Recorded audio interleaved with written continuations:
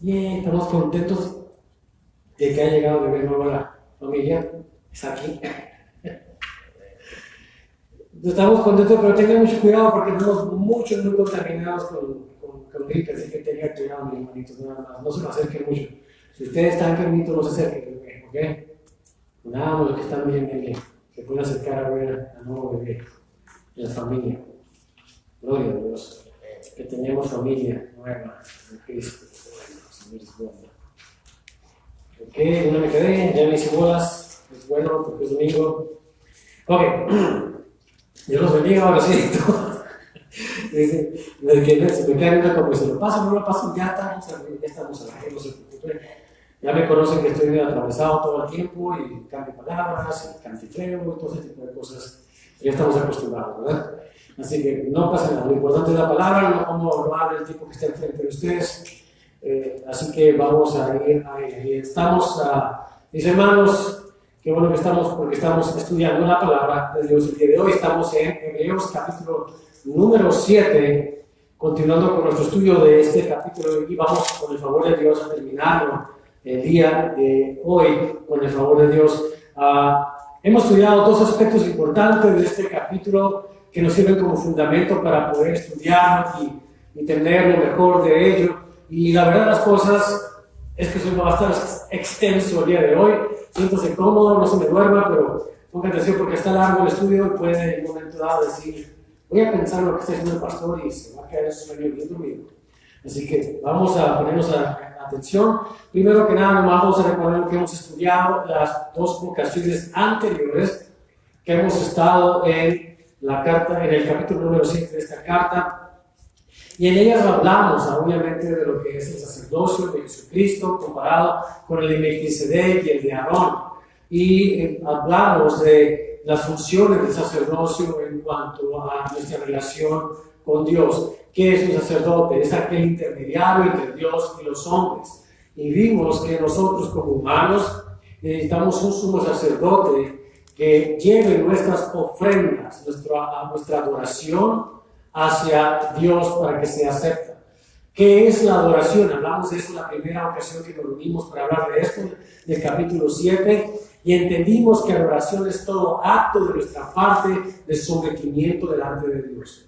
Sometimiento delante de Dios. Eso significa la adoración. Por supuesto que eso incluye levantar nuestras manos y cantar y levantar la voz delante del Señor. Es parte de nuestro sometimiento. Pero parte del sometimiento, como estudiamos ampliamente en esta ocasión, también son nuestros recursos, lo que obtenemos. ¿Por qué? Porque eso es algo que la gente lo ve como más práctico, lo tangible, ¿verdad? ¿Qué es lo que obtenemos? Ya hablamos y quitamos, de hecho, el mito del diezmo en la iglesia. No hay tal cosa como diezmar en el Nuevo Testamento. En el Nuevo Testamento se habla de la ofrenda. Y entendimos que es algo importante en nuestro acto de adoración a Dios. Ofrendamos al Señor porque estamos agradecidos, porque es nuestro acto de sometimiento, reconociendo que Él es Dios, dueño, Señor de todo lo que somos nosotros. Así que lo reconocemos a través de regresar una parte de nuestras primicias, de lo primero que tenemos, entregamos al Señor. No son nuestras obras, sino lo primero, lo más importante, lo mejor de nosotros, incluyendo nuestras finanzas. Y la gente se puede preguntar, bueno, ¿y cómo comienzo a ofrendar? Bueno, para eso sirve la parte del 10%, como una manera de organizar nuestras finanzas y comenzar con algo para el Señor. El 10% está bien como una medida para comenzar. Y empezamos a organizar nuestras finanzas de manera que sean como un acto de adoración a nuestro Señor. La segunda parte que vimos la vez anterior fue, de hecho, la otra parte, la parte de la bendición. Si nosotros estamos ofrendando hacia Dios, si nos estamos sometiendo a Él, y Él recibe nuestra adoración, que es el sometimiento, el Señor da a cambio la bendición. Viene bendición sobre nuestras vidas, abundancia de vida, como dijo el Señor Jesús, prometió una vida abundante para nosotros, y lo es. Dice, está en su mente en este momento pasando signos de dólares, no es por ahí. Se refiere a la abundancia de la bendición de estar en Cristo. El Señor nos cuida de una manera especial en todo tiempo. Somos ovejas de su prado y jamás nos va a abandonar. Y esa es la gran bendición que tenemos, y es en todos los sentidos. Siempre el Señor es abundante con todos nosotros. Hablamos de esas dos partes, y en todo esto está bajo el contexto de entender la necesidad de un sumo sacerdote que sea el mediador entre nosotros, humanos, mortales, pecadores, que somos como tal enemigos de Dios, y un Dios que es santo, santo, santo, al que nadie en sus pecados tiene acceso. Ningún mortal puede acercarse a Dios en libertad, no en los méritos de la persona humana, pero sí en los méritos de aquel que es nuestro sumo sacerdote, que es Jesucristo. Es algo que el cristiano debe manejar, debe entender. Así que el día de hoy vamos a ahondar de ello, y para hacerlo vamos entonces a leer juntos todo el capítulo 7 de la carta a los Hebreos. Le pido que se ponga por favor de pie para leer Hebreos capítulo número 7. Amén. Porque este Melquisedec, rey de Salem, sacerdote del Dios Altísimo, que salió a recibir a Abraham que volvía de la derrota de los reyes, y le bendijo, a quien asimismo dio a Abraham los diezmos de todo, cuyo nombre significa primeramente rey de justicia, y también rey de Salem, esto es, rey de paz, sin padre, sin madre, sin genealogía, que ni tiene principio de días, ni fin de vida, sino hecho semejante al Hijo de Dios, permanece sacerdote para siempre. Considerad, pues, cuán grande era este, a quien aún Abraham, el patriarca, dio diezmos del botín. Ciertamente, lo que de entre los hijos de Leví reciben el sacerdocio, tiene mandamiento de tomar del pueblo los diezmos según la ley, es decir, de sus hermanos, aunque estos también hayan salido de los lomos de Abraham. Pero aquel cuya genealogía es contada de entre ellos, tomó de Abraham los diezmos y bendijo al que tenía las promesas. Sin discusión alguna, el menor es bendecido por el mayor. Y aquí ciertamente reciben los diezmos hombres mortales, pero allí uno de quien se da testimonio de que vive. Y por decirlo así, en Abraham pagó el diezmo también Leví, que recibe los diezmos, porque aún estaba en los lomos de su padre cuando Melquisedec salió al encuentro. Si pues la perfección fuera por el sacerdocio levítico, porque bajo él recibió el pueblo la ley, ¿qué necesidad habría aún de que se levantase otro sacerdote según el orden de Melquisedec y que no fuese llamado según el orden de Aarón? Porque cambiando el sacerdocio, necesario es que haya también cambio de ley. Y aquel de quien se dice esto, es decir, es de otra tribu, de la cual nadie sirvió al altar. Porque manifiesto es que nuestro Señor vino de la tribu de Judá, de la cual nada habló Moisés tocante al sacerdocio.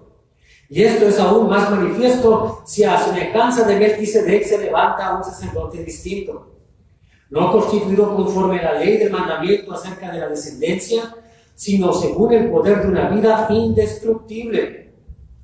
Pues se da testimonio de él: tú eres sacerdote para siempre, según el orden de Melquisedec. Queda pues abrogado el mandamiento anterior a causa de su debilidad e ineficacia, pues nada perfeccionó la ley, y de la desintroducción de una mejor esperanza para la cual nos acercamos a Dios. Y esto no fue hecho sin juramento, porque los otros ciertamente sin juramento fueron hechos sacerdotes, pero este con el juramento del que le dijo: juró el Señor y no se arrepentirá, tú eres sacerdote para siempre, según el orden de Melquisedec. Por tanto, Jesús es hecho un fiador de un mejor pacto, y los otros sacerdotes llegaron a ser muchos, debido a que por la muerte no podían continuar. Mas este, por cuanto permanece para siempre, tiene un sacerdocio inmutable, por lo cual también puede salvar perpetuamente a los que por él se acercan a Dios, viviendo siempre para interceder por ellos. Porque tal sumo sacerdote nos convenía, santo, inocente, sin mancha, apartado de los pecadores y hecho más sublime que los cielos, que no tiene necesidad cada día, como aquellos sumos sacerdotes, de ofrecer primero sacrificios por sus propios pecados Y luego es por lo del pueblo, porque esto lo hizo una vez y para siempre, ofreciéndose a sí mismo. Porque la ley constituye sumos sacerdotes a débiles hombres, pero la palabra del juramento, posterior a la ley, al Hijo, hecho perfecto para siempre. Y el que tiene oídos para oír, que escuche lo que el Espíritu habla esta mañana. Padre, gracias te damos porque nos traes a esta mañana a escuchar esta palabra importantísima, necesaria para nuestro crecimiento en madurez espiritual, Señor. Sabemos que hemos sido salvos los que estamos escuchando esta palabra, si es que te hemos recibido como Señor y Salvador personal. Y si no, Señor, brinda la oportunidad de que si hay alguno que no te conoce todavía, este sea el día que venga el conocimiento de la salvación en Cristo Jesús. Pero a nosotros, los que te hemos conocido, los que estamos empezando o queriendo, avanzando y caminar junto contigo, necesitamos, Señor, palabra que nos instruya de manera que podamos crecer espiritualmente en la fe. Y esto harás el día de hoy, Señor, porque tu Espíritu Santo desea transformarnos a una manera de que crezcamos todos, Señor, los que estamos aquí. Y sabemos que lo que tú comienzas, tú haces, tú perfeccionas y tú terminas. Te damos gracias por ello, Señor. Que sea entonces tu Espíritu Santo que nos hable a cada uno de nosotros y el que nos enseñe lo que dice tu palabra. Gracias te damos, Señor, y estamos atentos para ser transformados por la palabra que este día nos das. A ti sea la gloria y la honra en el nombre de Jesucristo. Amén. Puede sentarse. En los primeros 10 versos que ya hemos estudiado, por cierto, vemos una narración acerca de la intervención de un sacerdote extranjero a la familia de Abraham, a quien vamos a decir, Abraham, dio diezmos y de quien también recibió bendición. El sacerdote Melquisedec es llamado sacerdote del Dios Altísimo.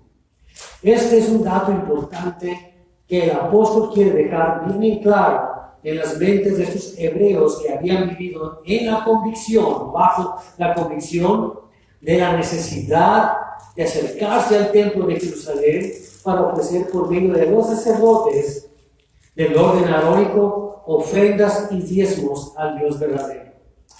Así es, hermano, es esta carta que estamos leyendo, en el capítulo 7 en particular, está el apóstol hablando a estos hebreos que han venido al conocimiento de quién es el Mesías.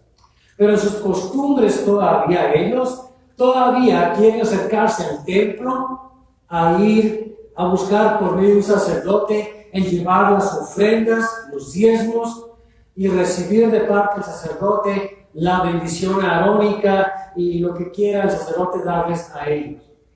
Que no sea así entre nosotros, hermanos míos, aún hoy en día.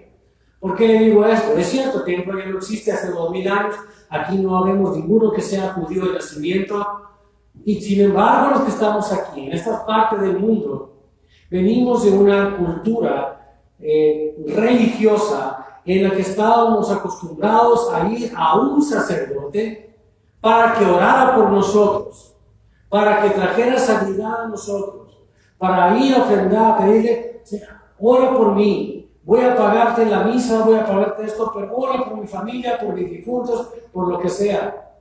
¿Sabe? Eso es obsoleto, eso no existe, eso es algo que nosotros debemos dejar en el pasado, en el olvido. No es parte de nuestra cultura en Cristo.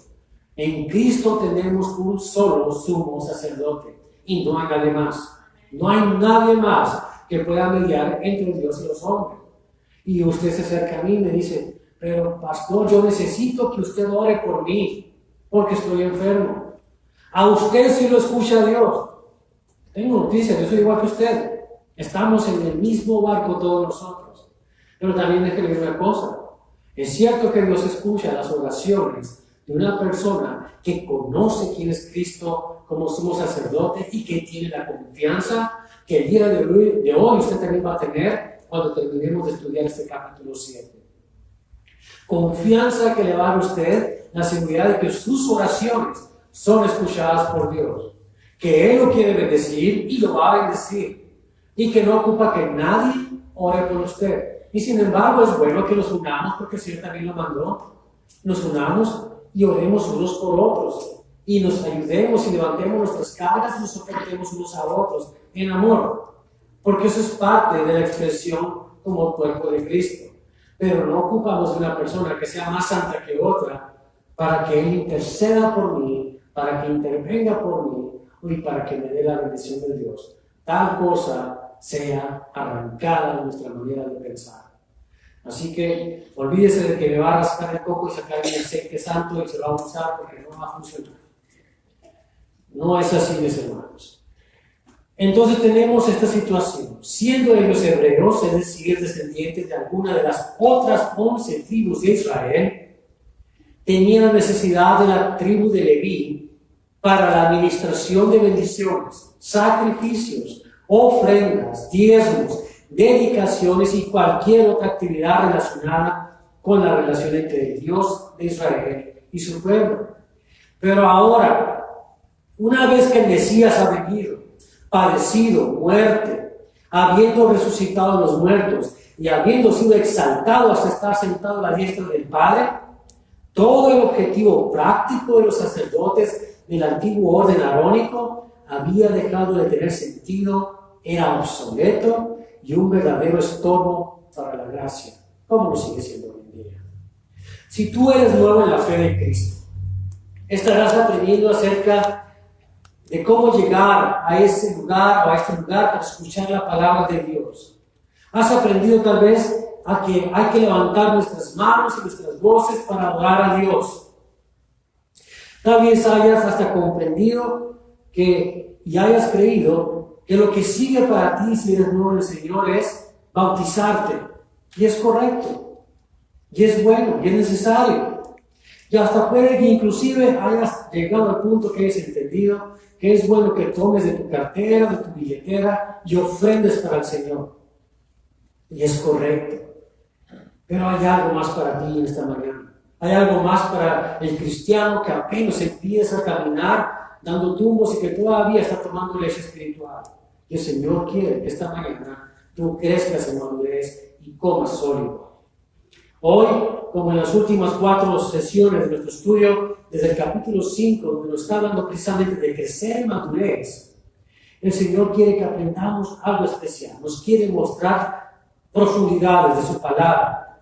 Y Él desea, por más que nadie, que nosotros maduremos espiritualmente. Y lo va a lograr en nosotros a través de la instrucción de su palabra. Así que vamos desglosando cada uno de los detalles de este capítulo número 7 en 7 puntos que voy a tocar. Y que no busqué que fueran 7, sino que salieron 7 y se me acabó la tinta. Vamos a ponerlo de esa manera, ¿verdad? Y va a dar gracias que nomás fueron 7, porque créanme, me va a tomar más del tiempo normal en explicar todo esto. Así que vamos a darle prisa a esto y comenzamos con el primero de ellos. El primer punto es este: Cristo es sacerdote eterno en el orden de Melquisedec. Eso viene desde el verso número 20 del capítulo 6 hasta el número 3 del capítulo número 7. Y se trata de esto, mis hermanos. La eternidad de Cristo es el conocimiento de todos nosotros. Todos sabemos que Cristo es Dios y que es eterno. Sabemos que Jesús de Nazaret es la segunda persona del Dios Trino. Por lo tanto, es eterno, sin principio ni fin de días. Sin embargo, uno de los hechos más ignorados en las constantes prédicas y estudio de la palabra de Dios en la iglesia actual es la de que Jesucristo está sentado a la diestra de Dios Padre. Esto es algo fundamental para nosotros. Es cierto, el mensaje del Evangelio cuando lo compartimos es este: Cristo se encarnó, vivió entre nosotros sin pecado, murió en la cruz por nuestros pecados, fue sepultado y al tercer día resucitó a los muertos. Y lo entendimos y somos salvos, ¿verdad? Ese es el mensaje del Evangelio. Pero déjame decirte una cosa: si Cristo no ascendió al cielo, no fue exaltado, la palabra, hacia el cielo, y no está sentado entonces a la diestra de Dios Padre, estamos en grandes problemas. Pero la verdad es que la palabra de Dios nos enseña que Jesucristo fue exaltado hasta el cielo y está sentado hoy a la diestra de Dios Padre. Y al estar allí, tiene una posición especial de la cual vamos a hablar el día de hoy. una posición importante en la cual nosotros podemos descansar y tener la confianza suficiente para decir que podemos orar y Dios nos escucha, que podemos pedir y Él nos da, que podemos estar seguros de que nuestros pecados son perdonados. El día de hoy vamos a entenderlo esto. La posición es importante porque es la persona que está en la posición de consejero y jefe de las Fuerzas Armadas quien ocupa tan distinguido lugar al estar sentado a la diestra de alguna eminencia, en este caso de Dios Padre. Si Dios Padre está sentado en un trono y su Hijo está sentado a la derecha, esto significa que el Hijo tiene la posición de ser consejero y abogado, además de jefe de armas, ejecutor de la justicia de Dios. Él tiene esa posición porque ahí fue levantado por Dios, exaltado a esa posición. Y esto es bien importante para ti y para mí, porque eso significa una cosa, que el que está sentado a la diestra de Dios Padre es abogado nuestro e intercede por nosotros delante del Padre. Y también significa que es consejero del Padre y Él puede decirle al Padre, esto sí y esto no, porque esto es lo que sabemos. Y también significa que Él puede poner justicia. ¿Por qué es esto tan importante, mis hermanos? Por esta sencilla razón. En la palabra de Dios encontramos que el enemigo, Satanás, también está ahí arriba. Y que el enemigo se la pasa de día y de noche acusándonos delante del Padre. Así que más vale que tengamos a alguien ahí que esté sentado a la diestra, es decir, con mayor poder todavía que cualquier otra persona y que cualquier cosa que haga, abogando por nosotros. Bien, note como dice Apocalipsis capítulo 12, verso 10. Entonces oí una gran voz en el cielo que decía, ahora ha venido la salvación, el poder y el reino de nuestro Dios y la autoridad de su Cristo, porque ha sido lanzado fuera el acusador de nuestros hermanos, el que los acusaba delante de nuestro Dios día y noche. Así que la posición de Cristo es exaltado al cielo y sentado a la diestra del Padre, nos debe ayudar a crecer en nuestra fe, nuestra confianza de que estamos seguros mientras estamos en Él. Punto número 2. La función sacerdotal de Cristo es para todos los que son elegidos. Cuidado con esta. Y aquí me voy hasta el calvinismo, si así lo quiere ver, pero es algo que el Señor da en su palabra. Los escogidos de Dios. Para ellos, para nosotros que somos escogidos de Dios, es que Cristo es sacerdote. Hebreos capítulo 7, que estamos viendo versos 4 al 10, habla de ello.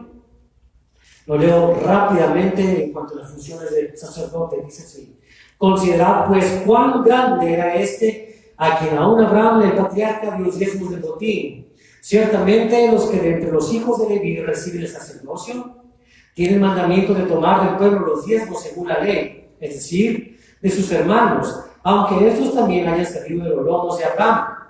Pero aquel cuya genealogía no es contada de entre ellos, tomó de Abraham los diezmos y bendijo al que tenía las promesas, y sin discusión alguna, el menor es bendecido por el mayor. Y aquí ciertamente reciben los diezmos hombres mortales, pero allí uno de quien se da testimonio de que vive. Y por decirlo así, en Abraham pagó el diezmo también Leví, que recibe los diezmos, porque aún estaba en los lomos de su padre cuando Melquisedec le salió al encuentro.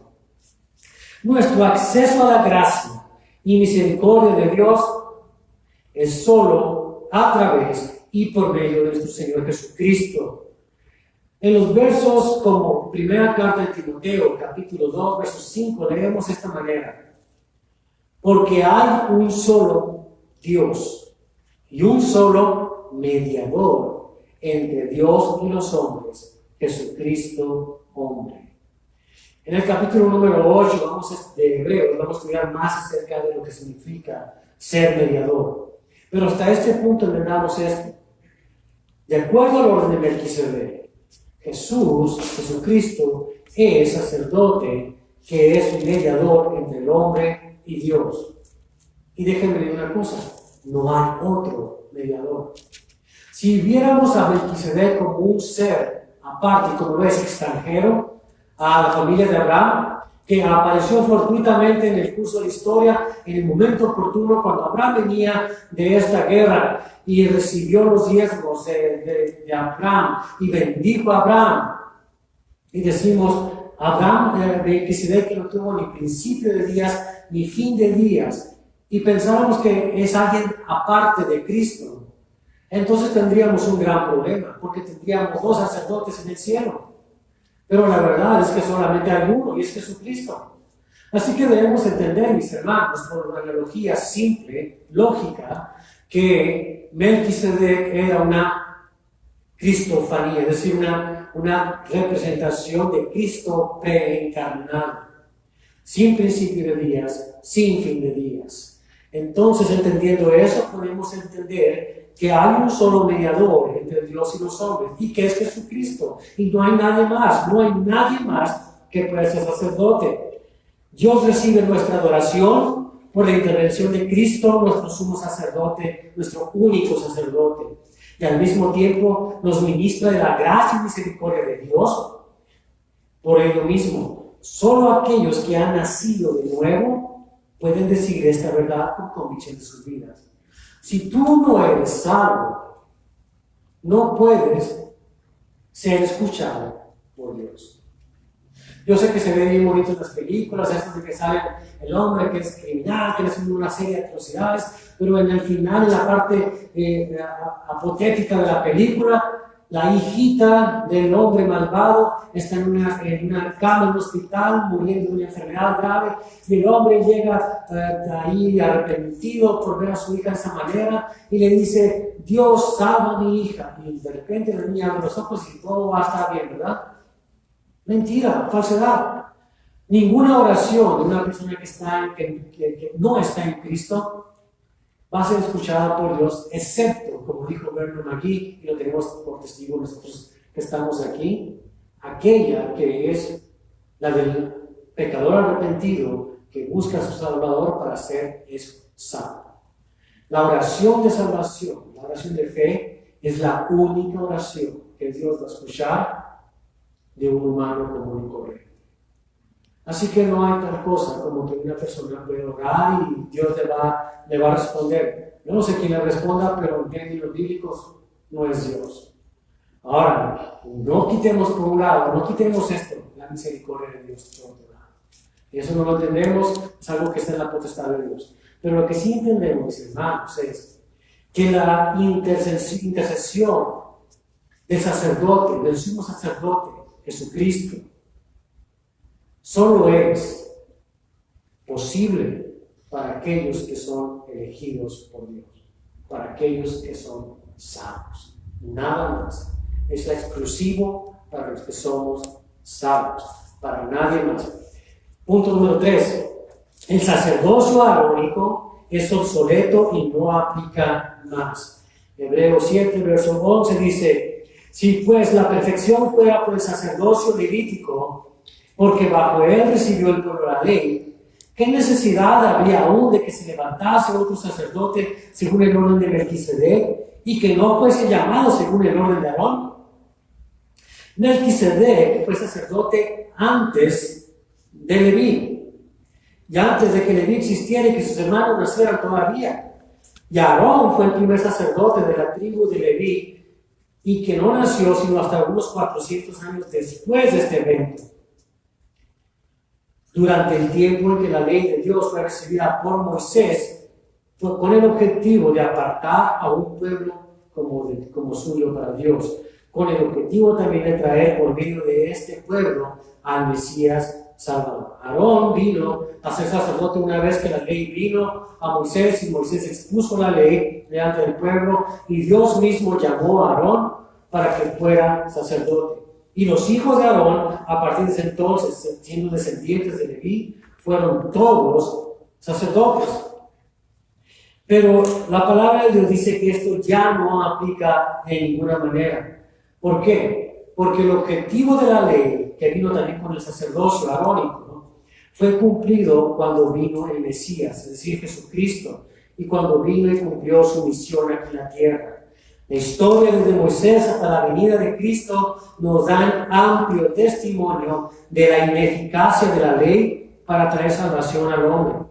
Como Pablo escribió en Gálatas capítulo 2, verso 16, sabiendo que el hombre no es justificado por las obras de la ley, sino por la fe de Jesucristo, nosotros también hemos creído en Jesucristo para ser justificados por la fe de Cristo y no por las obras de la ley, por cuanto por las obras de la ley nadie será justificado.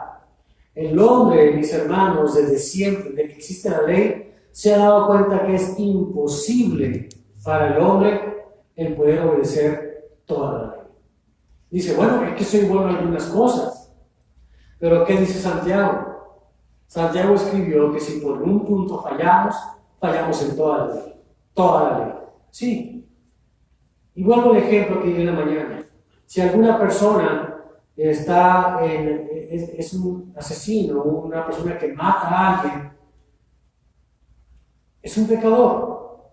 Y su pecado es ser asesino, ¿verdad? Y el Señor Dios lo que quiere es que esa persona deje de ser asesino. Y le dice, deja de ser asesino, sal de ahí sin ser asesino ya. Pero igual no es una persona que dice mentiras, hermano.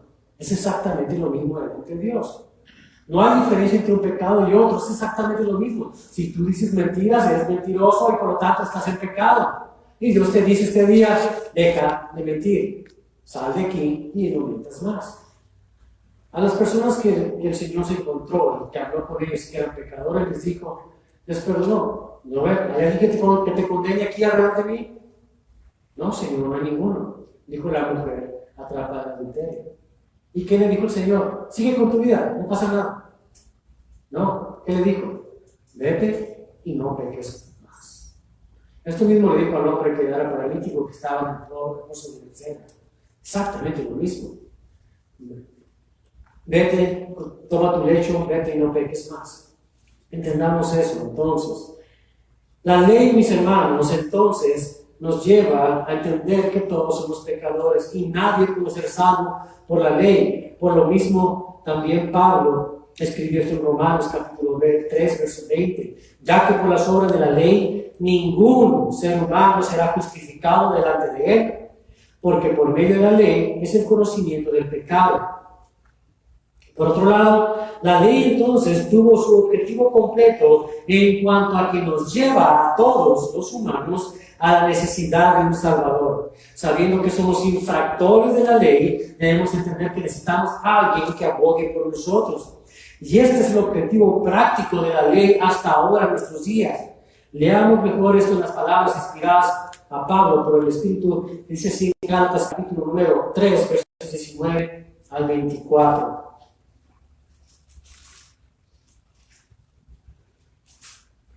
Entonces, ¿para qué sirve la ley? Fue añadida a causa de las transgresiones, hasta que viniese la simiente a quien fue hecha la promesa, y fue ordenada por medio de ángeles en manos de un mediador. Y el mediador no lo es en un solo, pero Dios es uno. Luego, ¿es la ley contraria a las promesas de Dios? En ninguna manera, porque si la ley dada pudiera vivificar, la justicia fuera verdaderamente por la ley. Mas la Escritura lo encerró todo bajo pecado, para que la promesa que es por la fe en Jesucristo fuese dada a los creyentes.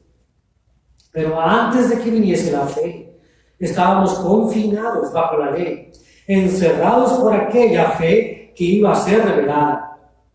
De manera que la ley ha sido nuestro ayo, es decir, nuestra ayuda, para llevarnos a Cristo, a fin de que fuésemos justificados por la fe.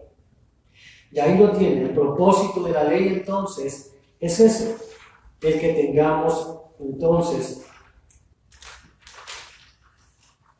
la necesidad de alguien que interpreta por nosotros. Entonces entendimos que el punto era, evidentemente, que el sacerdocio arónico es inefectivo, no funciona, no pueden hacer nada por nosotros los sacerdotes. Necesitamos a un buen abogado y a alguien a quien atender cuando sabemos que estamos cayendo en pecado. Punto número 4. La mediación del sumo sacerdote es personal. Hebreos 7, versos 12 al 16. Porque cambiado el sacerdocio, necesario es que haya también cambio de ley. De aquel de quien se dice esto, es de otra tribu, de la cual nadie sirvió al altar. Porque manifiesto es que nuestro Señor vino de la tribu de Judá, de la cual nada habló Moisés tocante al sacerdocio. Y esto es aún más manifiesto si a semejanza de Melquisedec se levanta un sacerdote distinto, no constituido conforme a la ley de mandamiento acerca de la descendencia, sino según el poder de una vida indestructible, pues se da testimonio de él, tú eres sacerdote para siempre, según el orden de Melquisedec. El sacerdocio arónico en la tribu de Leví, o levítico si le quiere llamar, era por descendencia, es decir, era heredado de los padres a los hijos y a todas sus generaciones. De esta manera la administración de la ley y la mediación entre el pueblo de Dios y Dios era obtenida por medio de ellos. Sin embargo, como leímos en los versos anteriores, era ineficiente. Los sacerdotes eran simples mortales, iguales que nosotros, plagados de pecados como nosotros y limitados en su comprensión en cuanto a lo que ministraba al pueblo. Pero Jesucristo, quien en la carne fue descendiente de la tribu de Judá, no solo tenemos a uno de entre nosotros, como estudiamos en Hebreos 5.1, donde dice, porque todo sumo sacerdote tomado de entre los hombres es constituido a favor de los hombres en lo que a Dios se refiere, para que presente ofrendas y sacrificio por los pecados, sino que es también uno que vino según el orden de Melquisedec, sin principio ni fin de días. Sin embargo, de la misma manera en que el sacerdocio de Cristo vino sin necesidad de la descendencia o genealogía, puesto que el Hijo de Dios no fue creado, sino que es eterno desde siempre y para siempre, de esa misma manera debemos entender que ni la salvación ni la relación con Dios por medio de Jesucristo son hereditarios, sino son personales. Te lo pongo en otras palabras. Si tú has recibido a Jesucristo como tu Señor y Salvador personal, no hay ninguna garantía que tus hijos sean salvos. Es cierto que hay una promesa de parte de Dios, ¿verdad? Pero una cosa es la promesa que Dios tiene en su gracia y misericordia, y otra es simplemente dejarlo a la deriva. Al cabo de soy salvo, mis hijos van a ser salvos. No funciona así. Tenemos que esforzarnos en dar testimonio, asegurarnos que ellos comprendan el mensaje del Evangelio, para que en el tiempo oportuno ellos escojan también ser salvos. Pero si no nos esforzamos y si no damos testimonio de quién es Cristo para nosotros, no esperemos que nuestros hijos sean salvos, porque no lo van a hacer. Así de sencillo. Lo voy a poner de otra manera también. Si ustedes hubieran nacido en casa cristiana, que sus padres hayan sido salvos, tal vez algunos lo hayan sido aquí en ese caso, ustedes no fueron salvos por ello, ¿verdad? Ustedes tuvieron que personalmente un día tomar la decisión, todos nosotros, de escoger a Cristo. Decirle, sí, me arrepiento de mis pecados, te recibo como mi Salvador y Señor personal. De esa misma manera, entendemos, el sacerdocio de Cristo es personal. Es entre tú y el Señor, nada más. La única manera de transmitirlo a nuestros hijos de las generaciones es a través de nuestro testimonio, de representar a Cristo delante de ellos, pero no es hereditario. De la misma manera que el sacerdocio de Melquisedec no es hereditario, el sacerdocio de Cristo no es hereditario, fue juramentado. Este es el punto que vamos a ver enseguida. Jesucristo, el punto número 5, fue juramentado como sumo sacerdote por el Padre. Versos 17 al 22, donde dice, pues se da testimonio de él, tú eres sacerdote para siempre según el orden de Melquisedec.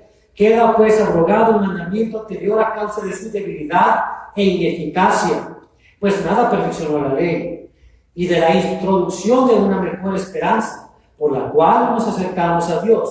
Y esto no fue hecho sin juramento, porque los otros ciertamente sin juramento fueron hechos sacerdotes, pero este con el juramento del que le dijo, juró el Señor y no se arrepentirá. Tú eres sacerdote para siempre, según el orden de Melquisedec. Por tanto, Jesús es hecho fiador de un mejor pacto.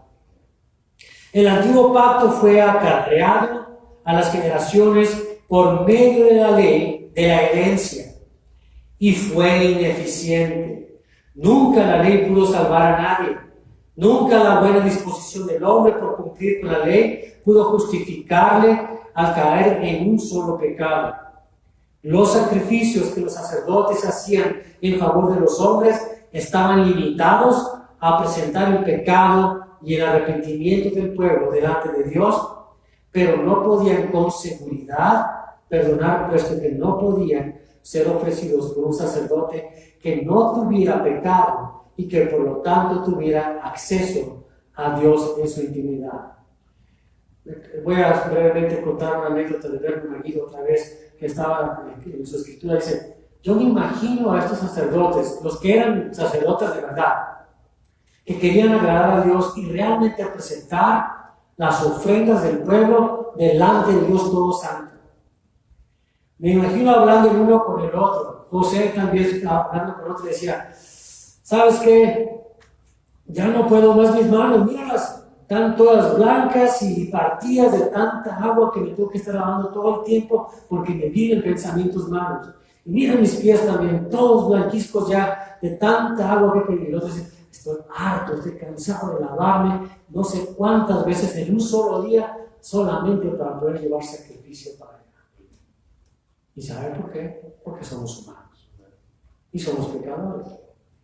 Y tiene sentido cuando lo leemos, pero el juramento con que Cristo fue hecho sacerdote nos quita de toda esa cosa. No hay necesidad de sacerdotes humanos, porque tenemos uno que no tiene pecado y no tiene necesidad de ofrecer sacrificios por Él, de lavarse a sí mismo, sino que lo ofrece todo por nosotros. Imagínense a estos sacerdotes. Imaginemos, por ejemplo, a Aarón, habiendo sido consagrado por Dios mismo, llamado consagrado sacerdote, tenía la más firme intención de servir a Dios, de mantenerse limpio para poder ofrecer sacrificios. Y vienen sus hijos, ¿y qué es lo primero que hacen? Ofrecen fuego extraño. Y caen y mueren inmediatamente. Son consumidos por fuego que el Señor manda y los mata. Con mucho temor a Aarón se trató de mantener puro y no puro. Sabemos que falló también Aarón. Y sus hijos que siguieron y sus nietos trataban de llegar y caían. Trataban de llegar y caían. Trataban de llegar y caían. Y ofrecían por sus propios pecados una y otra vez.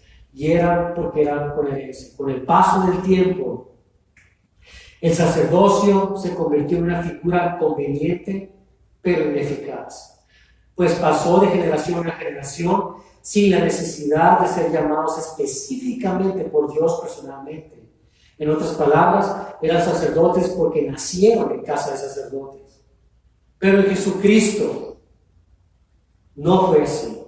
No vino de la tribu de Leví, así que no fue por herencia, sino que fue juramentado por Dios mismo, como leímos en la referencia al Salmo 110, verso 4, donde dice, juró Jehová y no se arrepentirá. Tú eres sacerdote para siempre, según el orden de Melquisedec. Estos versos nos dan a entender algo importantísimo, que Jesucristo ya había sido constituido y juramentado como sumo sacerdote antes de que el mundo fuera hecho. Mis hermanos, el plan de salvación no es un plan emergente, fruto de la necesidad por la caída fortuita del hombre cuando Adán pecó en el Edén. El Señor sabía lo que iba a pasar. Dios es todopoderoso, es omnisciente, Él sabe todo. La providencia de Dios en su soberanía y omnisciencia asombrosa le habían determinado la necesidad de realizar tal acto de juramentar a Cristo como sumo sacerdote para la humanidad, que en su debido tiempo había de padecer las consecuencias del pecado, es decir, la muerte, para que fueran rescatados al responder con amor y agradecimiento a la oferta salvadora de Cristo. Punto número 6. La imposibilidad del hombre para acercarse a Dios. Versos 23 al 28. Y los otros sacerdotes llegaron a ser muchos, debido a que por la muerte no podían continuar. Mas este, por cuanto permanece para siempre, tiene un sacerdocio inmutable, por lo cual también puede salvar perpetuamente a los que por él se acercan a Dios, viviendo siempre para interceder por ellos. Porque tal sumo sacerdote nos convenía, santo, inocente, sin mancha, apartado de los pecadores y hecho más sublime que los cielos, que no tiene necesidad cada día, como aquellos sumos sacerdotes, de ofrecer primero sacrificios por sus propios pecados, y luego por los del pueblo, porque esto lo hizo una vez para siempre, ofreciéndose a sí mismo. Porque la ley constituye sumos sacerdotes a débiles hombres, pero la palabra del juramento, posterior a la ley, al Hijo, hecho perfecto para siempre. En estos versos hay mucho más de lo que podemos leer a simple vista, pero vamos a concentrarnos en lo que sí podemos ver a simple vista para después entrar en lo que sigue. El hombre, mis hermanos, no puede ser un sacerdote eficaz por una condición inherente a su naturaleza humana, el pecado. No pecamos porque el pecado existe, sino que pecamos porque somos pecadores. Pablo lo puso en estas palabras escritas en Romanos 3:23. Por cuanto todos pecaron y están destituidos de la gloria de Dios. Vemos en estas palabras la imposibilidad entonces del hombre en buscar acercarse a la intimidad con Dios. La distancia que separa al pecado de la santidad de Dios es insalvable. Sí, mis hermanos, no hay nada que pueda hacer el hombre para salvar el gran abismo que nos separa de un Dios santo, santo, santo. No hay manera de que podamos hacer acto suficiente para llegar ahí. Es imposible. Por tanto, ¿cómo podría un hombre en pecado llevar hasta la presencia de Dios santo, santo, santo, un sacrificio de su propia parte y menos de las otras personas igualmente pecadoras? Es imposible. Por eso el sacerdocio humano no funciona. Porque es imposible que nosotros podamos salvar esa distancia. Puede que el hombre, por medio vamos a poner un ejemplo hipotético. Supongamos que un hombre, por medio de la meditación, el ascetismo y actos de purificación, llegue a cierto grado de santificación tal que su ofrenda pudiera en un momento dado llegar a ser agradable a Dios. Estoy suponiendo nada más, basado en la premisa que la premisa anterior no dijera que es imposible. Vamos a suponer así, por decirlo de alguna manera. Supongamos que es posible que esto ocurriera con esta persona. Pero entonces, este hombre tan santo que puede ofrecer sacrificios para sí mismo o para los demás, va a llegar al final de su vida y muere. Y ya no puede ofrecer sacrificios, ¿verdad? Ya no puede hacer más. El que sigue va a tener que empezar otra vez desde cero. Y va a intentar ser santo, pero no va a poder ser santo. Déjate digo, mis hermanos, tú y yo somos apartados para Dios, por Dios, ¿verdad? Somos santos en ese sentido. Pero ninguno de nosotros somos perfectos, ¿verdad? No hemos sido perfeccionados todavía. Estamos en un proceso que lleva toda la vida y que nunca vamos a completar este lado del cielo sino hasta que estemos en la presencia del Señor. Y seremos conocidos como Él nos conoce, dice. Entonces, aquí tenemos algo importante. El círculo de lo humano es que somos pecadores y que vamos a estar fallando en esto hasta el último de nuestros días.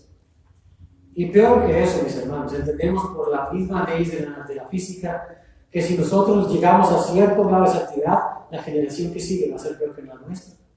Entendamos eso. Siempre va de más a menos. Así que Aarón era aquel hombre que tenía toda la palabra de Dios, que tenía conocimiento de las leyes, que escuchó la voz de Dios y todo esto. sus hijos ya no. Y fueron a menos y a menos.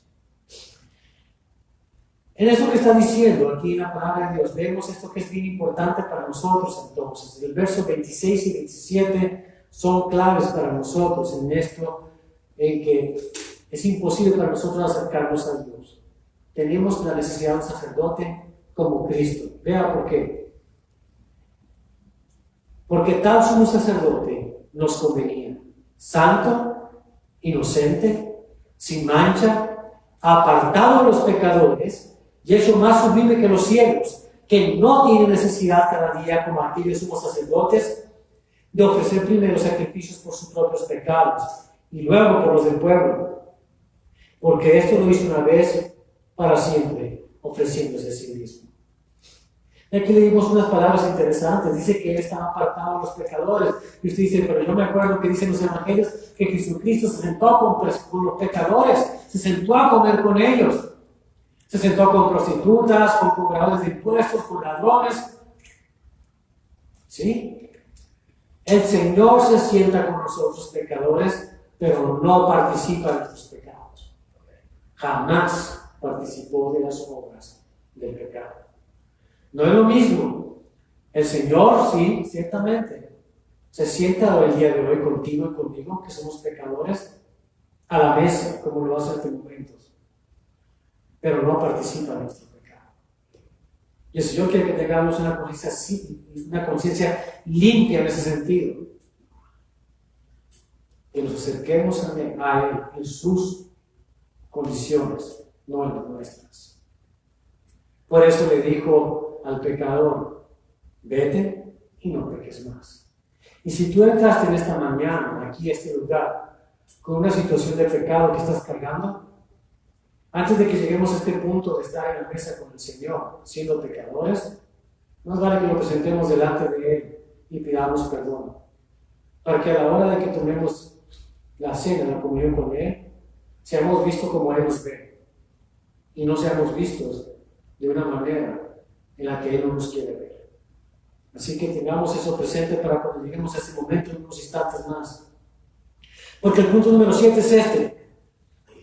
Ahí en ese verso 27 hay algo que es también importantísimo para nosotros y que nos da una gran seguridad, mis hermanos. En este día, como les dije al principio, hoy vas a estar seguro que tus oraciones son escuchadas por Dios y vas a tener esa confianza en este mismo día. Y está aquí en este verso, en este punto número 7, y es el verso 26.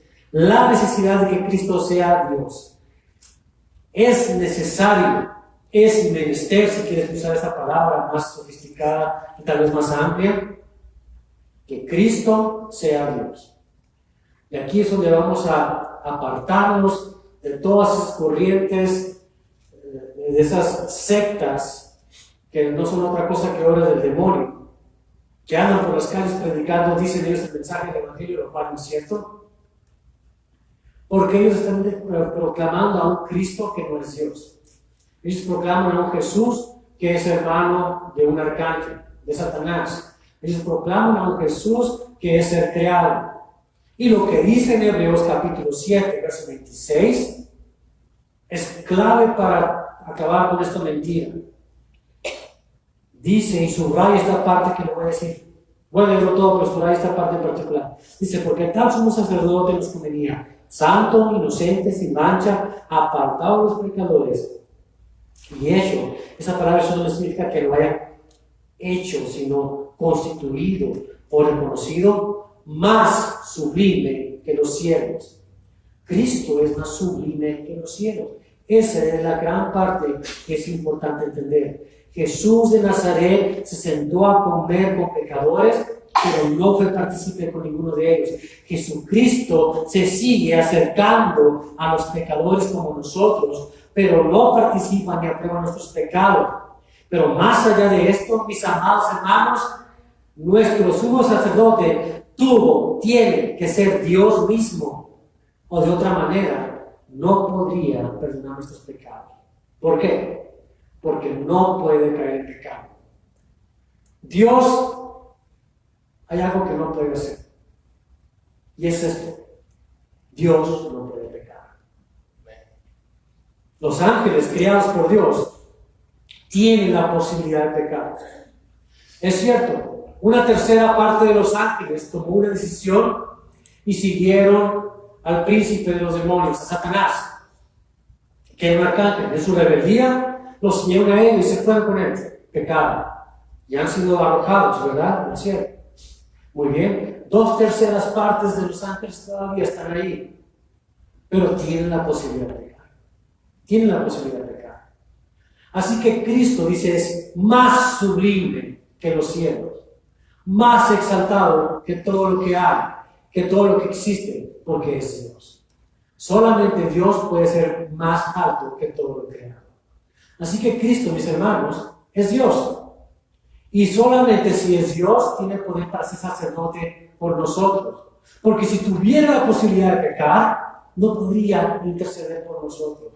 Pero como no tiene la posibilidad de pecar, intercede, es abogado, es consejero, imparte justicia y nos trae la bendición.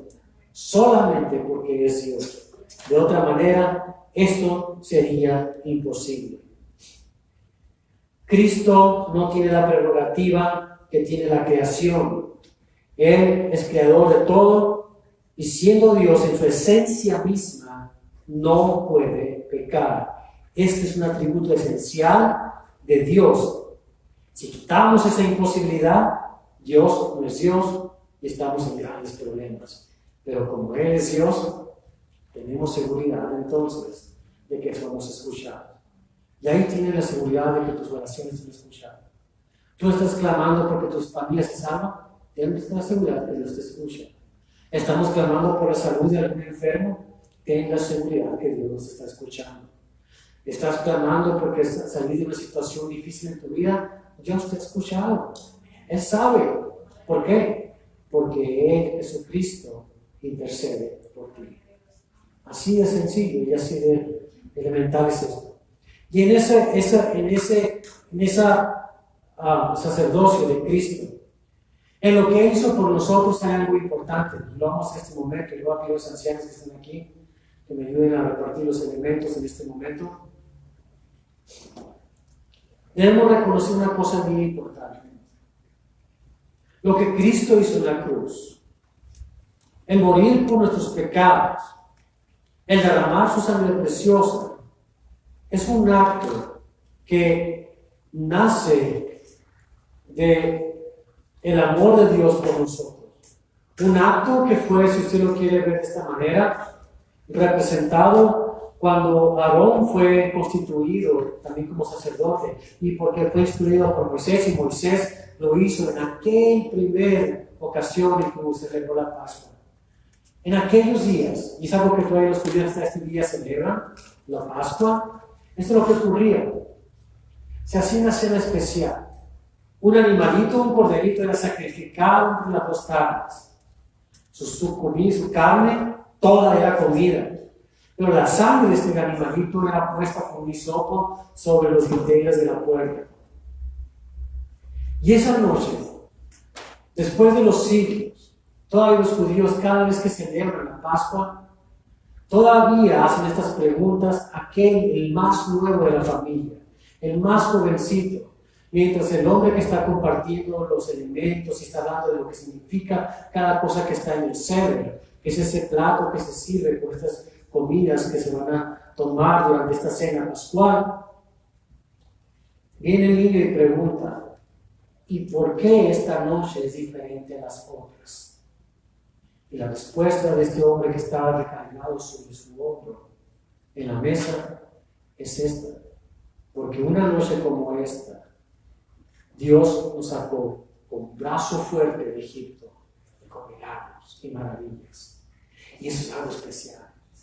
Una noche como esta, mis hermanos, el Señor Jesucristo nos sacó del Egipto del pecado. De las garras del pecado nos arrebató a ti y a mí. Así que recordamos también ese acto y podemos preguntar, y los niños podían preguntar, ¿y por qué hacemos esto? Porque el Señor una noche, hace 2000 años, ofreció su carne y su sangre para arrancarnos de las garras de la muerte y del pecado que nos tenía apresados. Ahora esto que hacemos,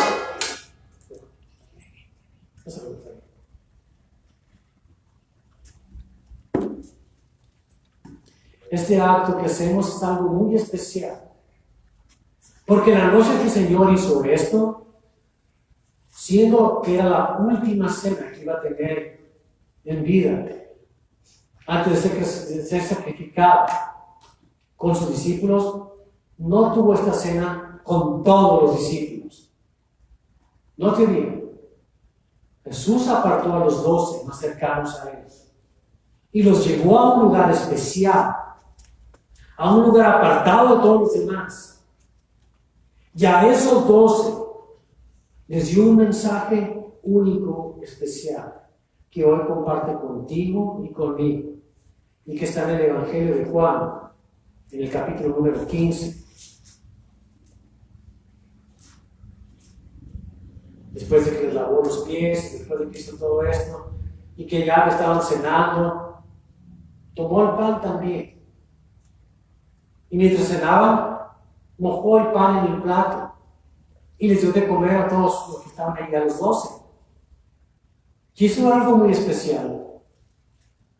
¿A ti te gustaría que pusiera un plato de comida aquí y meter la mano cuando yo meto la mano? Que comiera con mis manos, meto la mano, agarro un bocado, lo como yo, y te digo, ven, come. En la cultura de ese lugar, de esa época, de Oriente, y todavía hoy en los pueblos del Medio Oriente, existe esta costumbre que el Señor nos trae vivamente en la Santa Cena. Si el Hijo del Padre tiene una fiesta e invita a personas a que estén con Él en la fiesta y los pone delante de su mesa y Él come de ese plato y les dice, coman, y ellos meten su mano y comen ahí, son contados como amigos íntimos de ese hombre, del Hijo. Por eso el Señor nos llama a su Santa Mesa. Y somos contados amigos de Él. Y si somos amigos del Hijo, el Padre nos considera hijos suyos. Esa es la gran bendición de comer, de tomar, de ser parte de la comunión. El ser hechos hijos de Dios por el regalo que nos dio el Hijo de decirnos de esta manera, como dice Juan capítulo 15, versos 15 a 17. Ya no os llamaré siervos, porque el siervo no sabe lo que hace su Señor. Pero os he llamado amigos, porque todas las cosas que oí de mi Padre os las he dado a conocer. No me elegisteis vosotros a mí, sino yo os elegí a vosotros. Y os he puesto para que vayáis y llevéis fruto, y vuestro fruto permanezca, para que todo lo que pidiereis al Padre en mi nombre, Él os lo dé. Esto os mando, que os améis unos a otros. El amor de Dios se derramó aquella noche en estos hombres y se derramó hoy en día en nosotros. Y lo que hacemos al recordar, lo que hacemos en este momento de tomar la Santa Cena, comunión, es recordar lo que Cristo hizo por nosotros, cómo nos llamó amigos, cómo nos unió al Padre en este lazo de ser hijos ahora adoptados del Padre, por lo que hizo por nosotros. Igual que el Cordero que era inmolado entre las dos tardes y su sangre era rociada sobre el dintel de la puerta, Cristo ofreció su carne, su cuerpo, ser quebrantado por nuestros pecados, ser roto, ser destruido, ser lacerado por lo que hicimos nosotros. Y su sangre derramada en esa cruz es suficiente para pagar por nuestra deuda. Y la muerte no pasa por nosotros, sino por encima de nosotros. Y la muerte no nos puede tocar más. Físicamente nuestros cuerpos dejarán de estar aquí un día, espero cercano. Pero también recordemos esto, que gracias a eso precisamente, a esto que estamos celebrando, ausentes en el cuerpo, presentes con el Señor. Esa es la gran bendición que tenemos nosotros y que nos enchina la piel y nos hace sentirnos amados de Dios. Y sabemos que todo lo que pidiéramos al Padre, Él nos dará porque nos escucha, porque somos hijos. Así de sencillo, así de práctico. Por eso, mis hermanos, si crecemos en la fe de hoy, en la palabra que hemos estudiado, entendemos que este acto no es un acto religioso simplemente, o algo que hacemos cada vez que se acuerda el pastor de que tenemos que hacer, sino es un acto de intimidad con Dios, un acto de reconciliación y de unidad. Por eso tenemos que ponernos delante de las cuentas antes de tomar. Toma estos últimos segundos para ponerte a cuentas con Él y decirle: Padre, perdóname, soy pecador, no tengo ningún derecho a estar delante de ti. No hay manera que yo pueda abrir el velo y acercarme al lugar santísimo porque tú eres santo, santo, santo. Y yo soy pecador. Pero Padre, te doy gracias, Señor, que en los méritos de tu Hijo amado Jesucristo, que murió cargando todos mis pecados, siendo en limpio, sin pecado, incapaz de pecar, decidió morir por mí. Y tomando la copa de la ira, tu ira, Dios, tu santa ira, murió por mis pecados y pagó el precio de la deuda que yo tenía. Te doy gracias por el hermoso Señor, en el nombre de Jesucristo. Y Pablo me puso de esta manera porque lo recordamos todo momento, cada vez que lo hiciéramos. Dice: porque yo recibí del Señor lo que también os enseño, que el Señor Jesús, la noche que fue entregado, tomó pan y, habiendo dado gracias, lo partió y dijo: tomad, comed, esto es mi cuerpo que por vosotros es partido, haced esto en memoria de mí.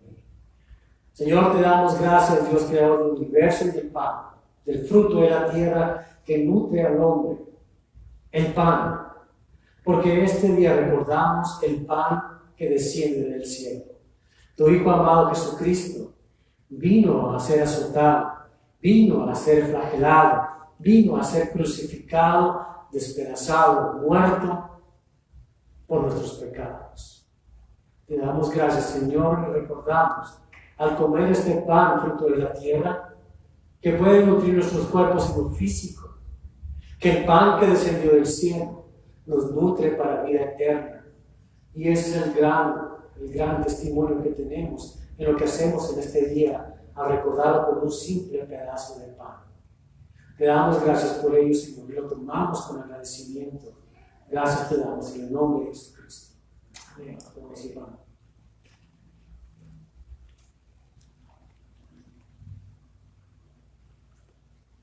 En la Biblia, en toda la palabra de Dios,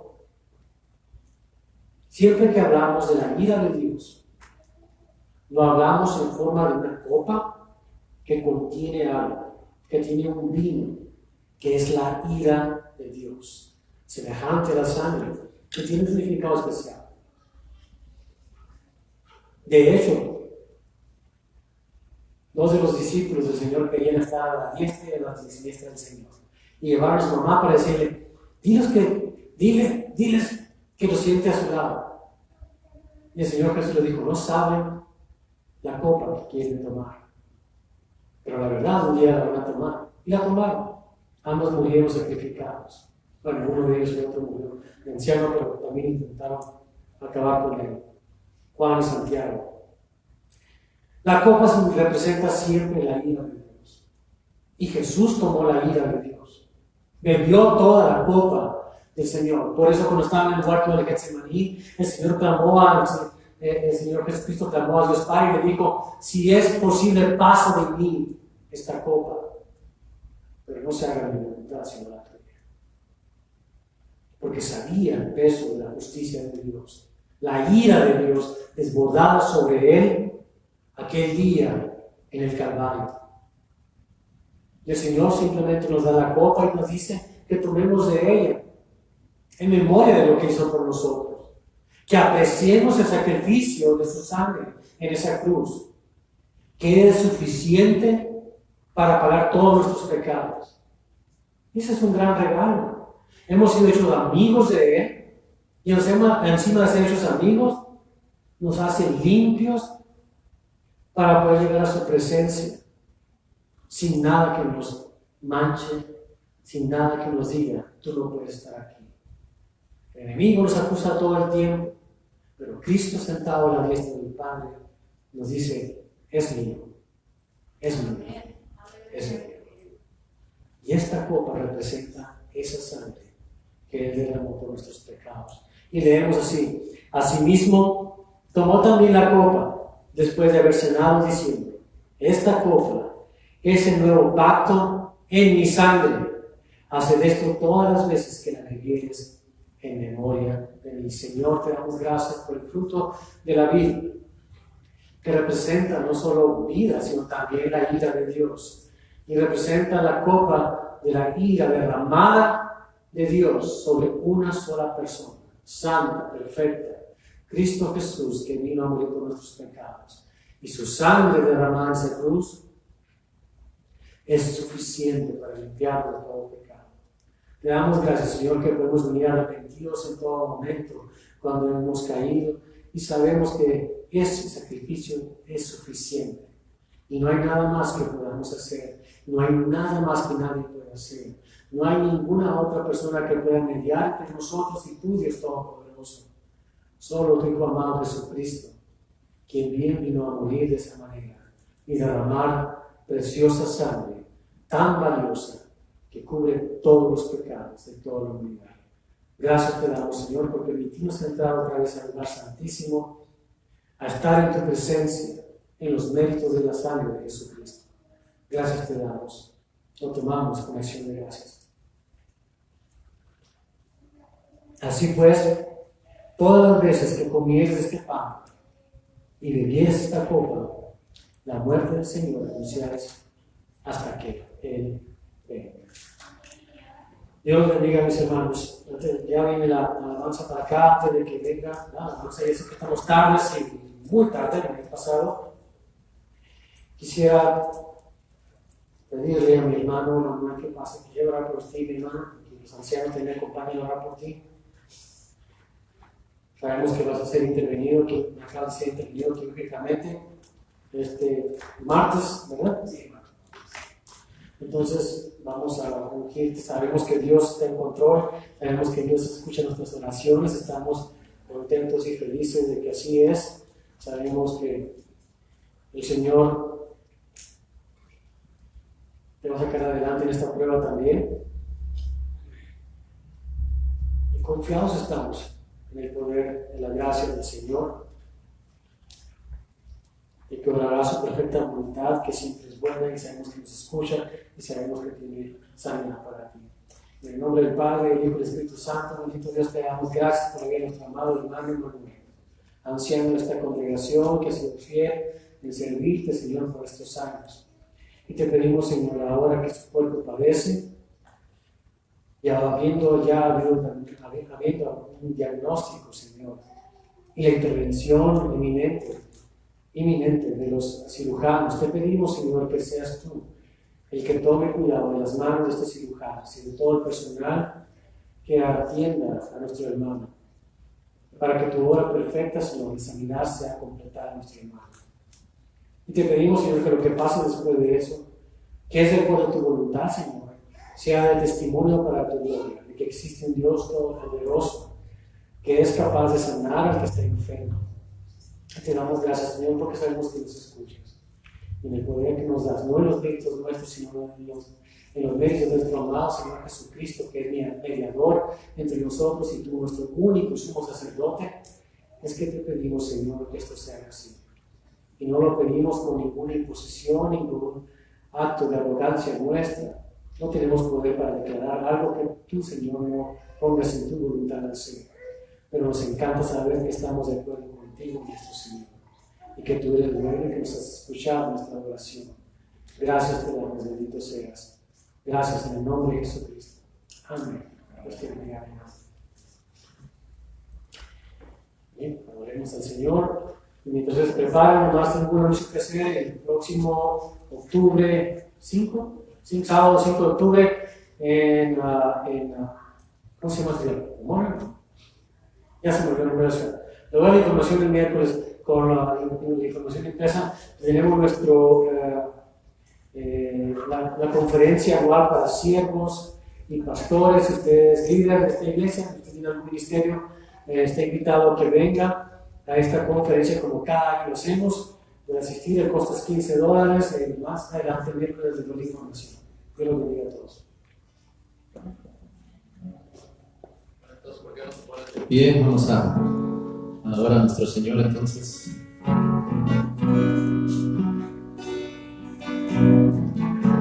¿Cuántos se alegran de que el Señor nos ha hecho libres? ¿Amén? Y lo mejor de todo es que podemos decir con seguridad que ya no hay juicio contra nosotros. No hay nada que nos acuse. Amén.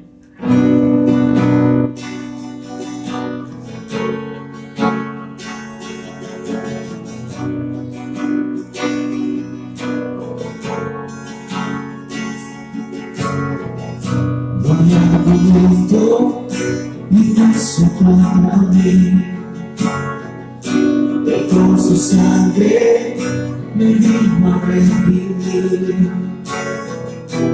libre de condenación, ya no soy más un deudor, Él ha pagado la deuda por mí.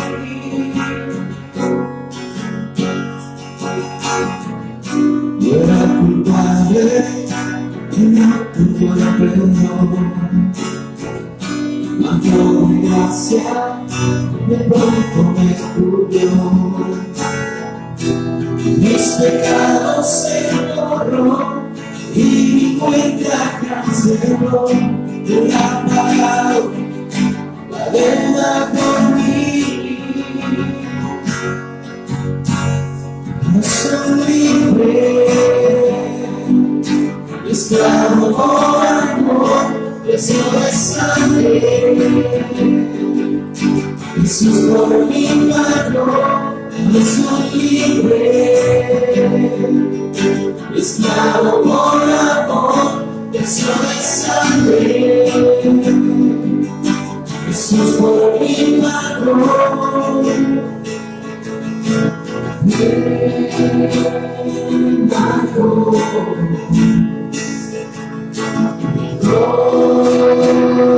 Corazón,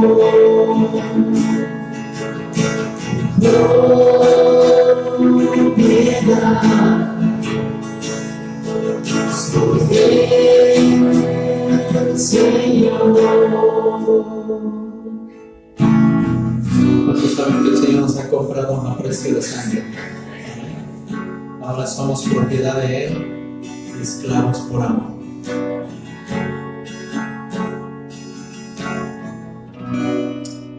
Así es, Padre Santo, te damos gracias, Señor, porque tú hiciste ese sacrificio en la cruz, Señor. Tomaste la copa, Señor. Gracias, Señor, por haberlo hecho por nosotros. Te damos gracias en nombre de ti, Jesús. Amén. Entonces, que pase una feliz tarde. Nos vemos el miércoles a la